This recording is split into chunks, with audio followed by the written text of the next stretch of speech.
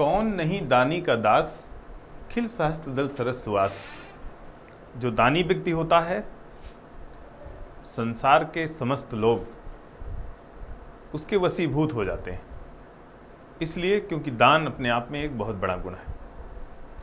हालांकि जो 4 बड़े दान हैं, अन्नदान, औषधि दान, विद्यादान और अभयदान, दानियों में भी बलि का, कर्ण का, आदि आदि का बड़ा महत्व है, बड़ा यश है, क्योंकि उन्होंने दान के लिए ये नहीं देखा कि उनका कितना अधिक नुकसान हो रहा है। दान के लिए अपना सर्वस्व न्यौछावर करने की जो स्थिति होती है, तो इसीलिए दानी इतना सम्मानित हो जाता है कि कोई भी व्यक्ति उसके दास की स्थिति में पहुंच जाता है। कौन नहीं दानी का दास, खिल सहस्त्र दल सरस सुवास। तेरे पट है खोलता आकर दिनकर आप। जो कमल का पुष्प है उसकी पंखुड़ियां खुलती हैं जब सूर्योदय होता है, तो कह रहे हैं तेरे पट है खोलता आकर दिनकर आप। हरता है रह निष्पाप तू हम सबके संताप।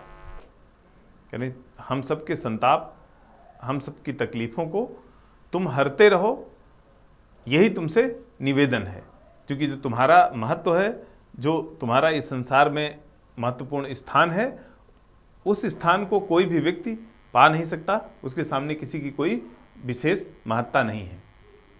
ओ मेरे मानस के हास, करें मेरे मन के हास, मेरे मन की प्रसन्नता, तुम खिल सहस्त्रदल सरस सुवास। बैठी है तू षटपदी निज सरसिज में लीन, सप्तपदी देकर यहां बैठी मैं गतिहीन। षटपदी कह रही हैं, जो भ्रमरी है वो कह रही हैं निज सरसिज में लीन, कमल पुष्प में बैठी हुई है और लीन है, उसके प्रेम में एकदम मग्न है। षटपदी है, 6 पैर वाली है। सप्तपदी देकर यहां बैठी मैं गतिहीन। वो अपने लिए कह रही हैं कि मैंने सप्तपदी ली थी। सप्तपदी जो भारतीय विवाह पद्धति है उसका एक अंग है, विवाह के समय होती है। सप्तपदी देकर यहाँ बैठी मैं गतिहीन, करें उसके बाद भी मैं यहाँ गतिहीन बैठी हूँ, विरह में बैठी हूँ, मेरे प्रीतम जा चुके हैं, जबकि तुम तो षटपदी हो और पूरी तरह से तुम मग्न हो, प्रसन्न हो। बिखर कली झड़ती है कब सीखी किंतु संकुचित होना।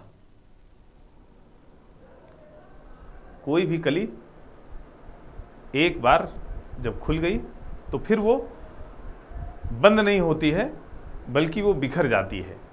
संकोच किया मैंने भीतर कुछ रह गया यही रोना। संकुचित नहीं होती है, मिट जाती है। कह रही मैंने संकोच किया। संकोच इस अर्थ में कि अगर मैं लक्ष्मण से कह देती कि मुझे भी ले चलिए तो शायद वो मुझे ले जाते, लेकिन मारे संकोच के मैं कुछ कह नहीं सकी। जब वो जाके मिली थी चित्रकूट में पूरे अवध समाज के साथ, तो उन्होंने कहा है कि वो कुछ कह नहीं पाई, बस भावुक हो गई और कुछ भी उनसे कहते नहीं बना, बस अश्रुधाराएं बहती रहीं। तो कह रही कि मैंने अगर संकोच ना किया होता तो शायद मैं भी अपने पति, अपने प्रीतम के पास होती। इसलिए कह रही हैं इस जीवन में व्यक्ति को संकोच नहीं करना चाहिए।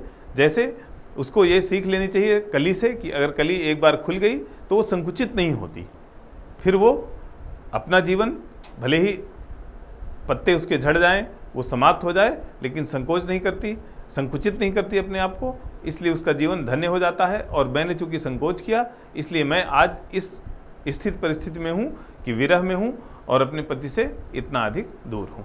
धन्यवाद।